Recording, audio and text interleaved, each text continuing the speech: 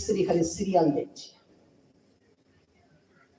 আপনাদের এখানে কথা বলিনি, বর্তমান সময়ের কথা বলছি। মায়ের গর্ভে সন্তান এসেছে, আপনি দেখুন না, একটুখানি ছোট্ট একটা স্যাম্পেল। বড় পীর আব্দুল কাদের জিলানী আব্বাজান কেমন ছিল, আম্মাজান কেমন ছিল, ছেলেও তেমন হয়েছে, বলুন না সুবহানাল্লাহ। আর আমাদের ঘরের মায়েদের সিরিয়াল থেকে শুরু, আর যে পৃথিবীর জমিনে আসছে সে সিরিয়াল তৈরি হয়েই আসছে। অতি বাস্তব কথা বলছি। আমাদের রোজগার যদি হালাল না হয়, যদি আমাদের রোজগারটা যদি সঠিক না হয়, এর রক্তটা হালাল হবে না, ইম্পসিবল, কখনো নয়। আর যদি এই প্রোডাক্টটা যদি ভালো আসে, ইনকাম রোজগারটা যদি ভালো আসে, ব্লাডটা যদি ভালো থাকে, অবশ্যই এই রক্ত কোনোদিন বেঈমানি করবে না, বলুন না সুবহানাল্লাহ। বড় পীর আব্দুল কাদের জিলানী তার আব্বাজান রাস্তা দিয়ে যাচ্ছেন, পাশ দিয়ে একটা প্রবাহিত নদী বয়ে গিয়েছেন, একটা ফল ভেসে আসে। কি ফল? আপেল। চুরি করেনি, লোকের গাছ থেকে পেড়ে নেয়নি, কি হয়ে আসছে?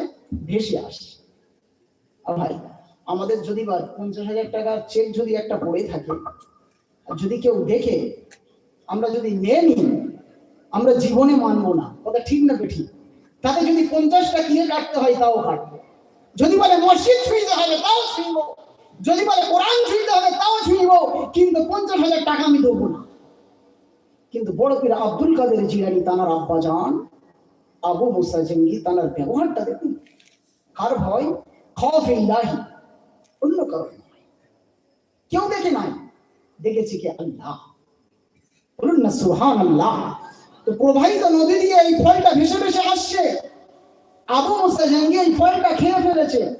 এমন তো অবস্থাতে একটা আওয়াজ আসলো, হে মুসা, কার ফল খেলে? কোথা থেকে আসছে? কি ফল? আবু মুসা জঙ্গি সঙ্গ দিতে লাগলেন। কি সঙ্গ? যেদিক দিয়ে স্রোতটা আসছে তার বিপরীত দিকে হাঁটতে লাগলেন। কোথায় গাছটা আছে দেখবো, কোথায় গাছটা আছে দেখবো। হাঁটতে হাঁটতে হাঁটতে হাঁটতে সেই গাছের কাছে গিয়ে হাজির হয়ে, বলুন না সুবহানাল্লাহ। তখন সেই মালিকের কাছে গেলেন, গিয়ে বললেন, আপনি এই গাছের মালিক? জি হ্যাঁ। কি ব্যাপার? আপনার একটা ফল পড়ে ভেসে ভেসে যাচ্ছিল, আমি ওই ফলটা খেয়ে ফেলেছি, আপনি আমাকে একটু যদি মাফ করেন তাহলে ভালো হয়। কারণ এটা হলো হুকুকুল্লাহ নয়, এটা হুকুকুল ইবাদ, বান্দার হক।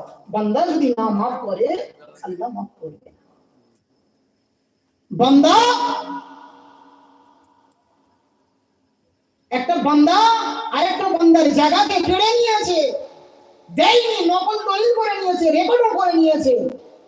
এই বান্দা যদি নামাজ পড়ে আর মসজিদ তৈরি করে দেয়, কাজ হবে না। কারণ ওটা তো আল্লাহর হক নয়, ওটা বান্দার হক। আগে বান্দার হক মেটাতে হবে।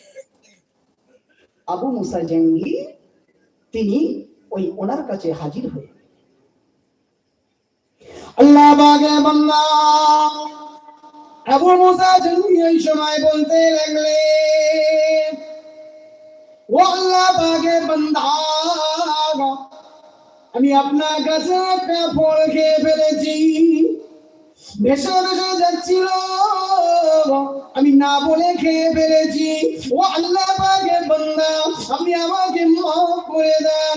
এটা তো আল্লাহর হক নয়, এটা তো আপনার হক, এটা তো বান্দার হক। আপনি যদি না মাফ করেন তাহলে আল্লাহ পাক মাফ করবে না। বাগানের মালিকও ভাবতে লাগলেন, আল্লাহ পাকের খাস বান্দাকে পেয়েছি, একে আরো যাচাই করব। ওই সময় বলতে লাগলেন, হে আল্লাহ পাকের বান্দা তুমি তো আমার গাছের ফল খেয়ে ফেলেছো, আমি যদি না মাফ করি আল্লাহ পাক মাফ করবে না, তবে আমি মাফ করতে পারি, তোমার কিছু আমার কাজ করতে হবে। হে আল্লাহ পাক